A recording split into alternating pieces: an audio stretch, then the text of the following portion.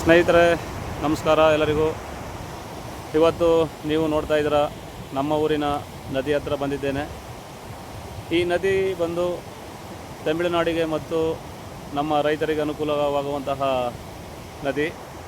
ಇವತ್ತು KRS ಡ್ಯಾಮಲ್ಲಿ ನೀರು ಹೆಚ್ಚಾದ ಕಾರಣ ನೀರನ್ನು ಹೊರ ಬಿಟ್ಟಿದ್ದಾರೆ.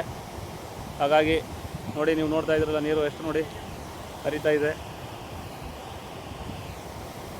ಹಾಗಾಗಿ ನೋಡಿ ಇವಾಗ ಎಷ್ಟು ಸುಂದರವಾಗಿ ಹರಿತಾ ಇದೆ ನಮ್ಮ ಊರಿನ ಈ ನದಿ. ಸ್ನೇಹಿತರೆ, ಈ ನದಿಯ ವಿಶೇಷತೆ ಏನಂತಂದರೆ,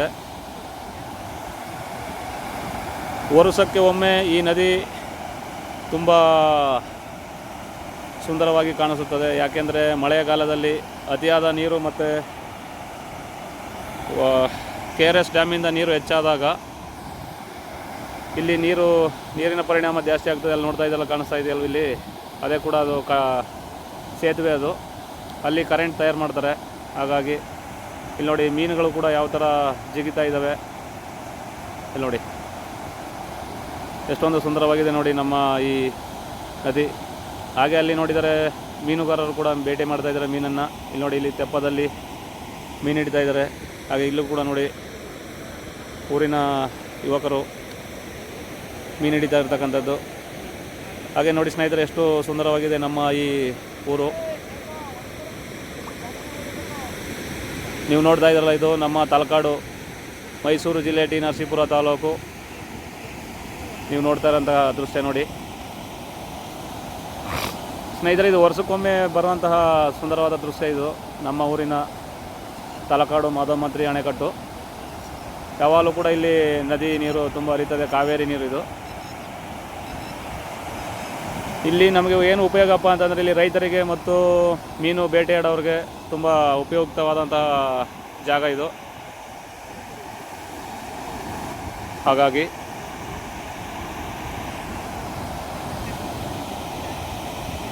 ಯಾಕಂದರೆ ಸುತ್ತಮುತ್ತ ಹಳ್ಳಿಗಳಿರೋದ್ರಿಂದ ಇಲ್ಲಿ ಭತ್ತ, ರಾಗಿ, ಜೋಳ ಬೆಳೆಯುವ ಅವರಿಗೆ ತುಂಬ ಉಪಯೋಗ ಆಗುತ್ತೆ ಈ ನಮ್ಮ ಅಣೆಕಟ್ಟು.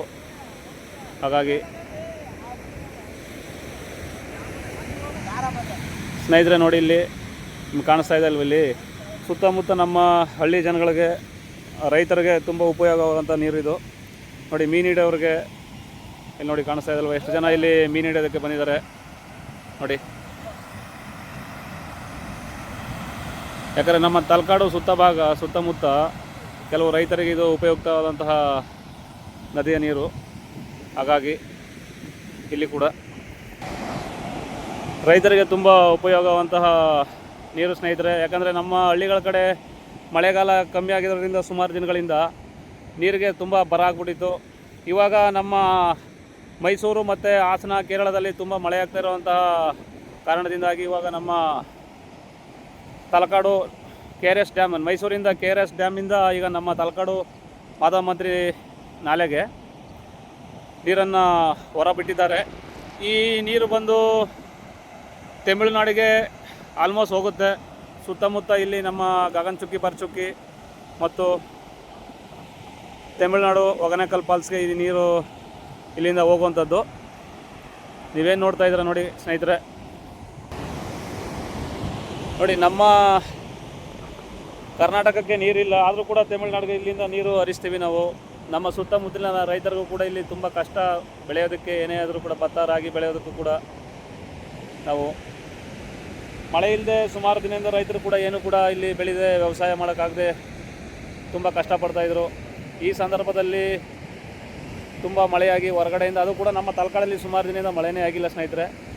ಇಲ್ಲಿ ಬಂದು ಯಾವುದು ಹಾಸನ ಮತ್ತು ಕೊಡಗು, ಕೇರಳದಲ್ಲಿ ತುಂಬ ಮಳೆಯಾಗಿರುವಂಥ ಕಾರಣ ಇವಾಗ ನಮ್ಮ ನದಿಗಳಿಗೆ ನೀರು ಬಿಡ್ತಾ ಇರೋದು ಇವರು. ಇವತ್ತು ಮೊನ್ನೆ ನೀರು ಜಾಸ್ತಿ ಆಗಿರೋದ್ರಿಂದ ನೋಡಿ, ತಲಕಾಡು ಏನು ಭಾಗ ಇದೆ, ಈ ಸುತ್ತಮುತ್ತ ಕೂಡ ನೀರಿನ ಪ್ರಮಾಣ ಹೆಚ್ಚಾಗಿರೋದ್ರಿಂದ ಇಲ್ಲಿ ಪ್ರವಾಸಿಗರಿಗೂ ಕೂಡ ತುಂಬ ನೋಡೋದಕ್ಕೆ ಆಕರ್ಷಣೆ ಆಗಿರ್ತದೆ ನಮ್ಮ ತಲಕಾಡು. ಯಾಕಂದರೆ ತಲಕಾಡು ಬಂದು ಒಂದು ಪ್ರವಾಸಿ ತಾಣ ಸ್ನೇಹಿತರೆ. ಹಾಗಾಗಿ ಅತಿ ಹೆಚ್ಚು ಪ್ರವಾಸಿ ತಾಣ ಬಂದು ನಮ್ಮ ತಲಕಾಡಲ್ಲಿದೆ. ಸುತ್ತಮುತ್ತ ಗಗನಚುಕ್ಕಿ ಆಗಿರ್ಬೋದು, ಅಥವಾ ನರಸೀಪುರ ಆಗಿರ್ಬೋದು, ನಮ್ಮ ತಲಕಾಡು ಆಗಿರ್ಬೋದು, ಇವೆಲ್ಲವೂ ಕೂಡ ನಮ್ಮ ಒಂದು ಪ್ರವಾಸಿ ತಾಣಗಳು. ಯಾಕಂದರೆ ಇದು ಕಾವೇರಿ ಮತ್ತು ಕಪಿಲ ನದಿ ಜಾಯಿಂಟಾಗಿ ಸೇರಿರೋ ಉದ್ದೇಶದಿಂದ ಇಲ್ಲಿ ಒಂದು ಆಕರ್ಷಣೆ ಬಂದು ನಮಗೆ ನದಿ. ಯಾಕಂದರೆ ನದಿಯಲ್ಲಿ ನೀರಿಲ್ಲ ಅಂತಂದರೆ ಯಾರೂ ಕೂಡ ಇಲ್ಲಿ ಜಾಸ್ತಿ ಯೂಸ್ ಮಾಡೋಕ್ಕಾಗಲ್ಲ ಸ್ನೇಹಿತರೆ.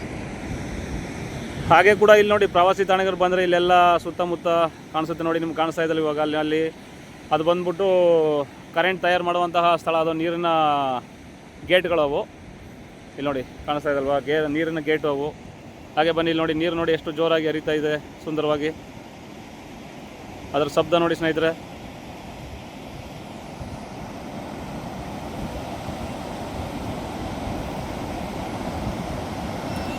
ನೋಡಿ ಎಷ್ಟೊಂದು ಸುಂದರವಾಗಿ ಕಾಣಿಸ್ತಾ ಇದೆ ನೋಡಿ. ಯಾಕಂದರೆ ಸ್ನೇಹಿತರೆ ಈ ನೀರಿಂದ ನಮ್ಮ ಸುತ್ತಮುತ್ತ ನಮಗೆ ಕುಡಿಯೋದಕ್ಕಾಗಲಿ ಬೆಂಗಳೂರಿಗೆ ಮತ್ತು ನಮ್ಮ ಈ ಸುತ್ತಮುತ್ತ ಹಳ್ಳಿಗಳಿಗೂ ಕೂಡ ಇಲ್ಲಿ ತುಂಬ ಉಪಯುಕ್ತವಾದಂತಹ ಒಂದು ಡ್ಯಾಮ್ ಅಂತಲೇ ಹೇಳ್ಬೋದು. ಮಾಧವ ಮಂತ್ರಿ ಅಣೆಕಟ್ಟು ನೋಡಿ ಕಾಣಿಸ್ತಾ ಇದೆ ನಿಮಗೆ, ಮಾಧವ ಮಂತ್ರಿ ಅಣೆಕಟ್ಟು ಅಂತ ಸ್ನೇಹಿತರೆ. ಆದಷ್ಟು ಸ್ನೇಹಿತರೆ ಯಾರ್ಯಾರು ನಮ್ಮ ಚಾನಲ್ಗೆ ಈ ವಿಡಿಯೋ ಇಷ್ಟ ಆದರೆ ನಮ್ಮ ಚಾನಲ್ಗೆ ಸಪೋರ್ಟ್ ಮಾಡಿ, ಲೈಕ್ ಮಾಡಿ, ಸಬ್ಸ್ಕ್ರೈಬ್ ಮಾಡಿ ಅಂತ ಕೇಳ್ಕೊತೀನಿ. ಎಲ್ಲರಿಗೂ ಕೂಡ ಥ್ಯಾಂಕ್ ಯು.